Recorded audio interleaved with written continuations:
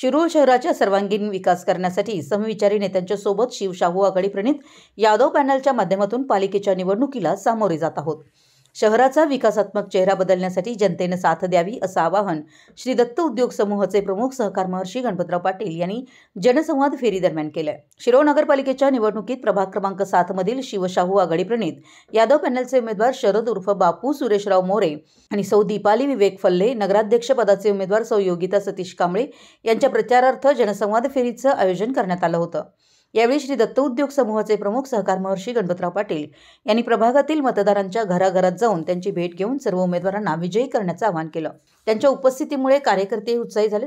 ते म्हणाले की शिरोळ तालुक्याचा सर्वांगीण विकास करण्यासाठी आम्ही समविचारी नेते मंडळी पक्षीय जोडे बाजूला ठेवून एकत्रितपणे या निवडणुकीला सामोरे जात आहोत। शिरोळातील रखडलेला विकास करण्याबरोबरच पायाभूत सुविधा पूर्ण करण्यासाठी शिवशाहू प्रणित यादव पॅनलच्या वतीनं निवडणुकीच्या रिंगणात सक्षम आणि कर्तृत्ववान उमेदवार उतरवले आहेत। पृथ्वीराज सिंह यादव यांच्या नेतृत्वाखाली शहराचा सर्वांगीण विकास करण्यासाठी जनतेनं आमच्या पाठीशी खंबीरपणे उभं राहून शिवशाहू प्रणित यादव पॅनलच्या सर्व उमेदवारांना मोठ्या मताधिक्यानं विजयी करावं असं आवाहन त्यांनी मतदारांना केलंय। यावेळी नगराध्यक्ष पदाच्या उमेदवार सौ योगिता कांबळे, नगरसेवक पदाचे उमेदवार शरद उर्फ बापू मोरे, सौ दीपाली फल्ले, युवा नेते पृथ्वीराज सिंह यादव, दत्त कारखान्याचे चेअरमन रघुनाथ पाटील, संचालक दरगू गावडे, धनाजी पाटील नरदेकर, सुनील फल्ले, सौ ज्योत्स्ना यादव यांच्यासह यादव पॅनलचे सर्व उमेदवार, कार्यकर्ते, पदाधिकारी आणि मतदार मोठ्या संख्येने उपस्थित होते। मराठी एस न्यूजसाठी शिरोळहून दिलीप कोळी।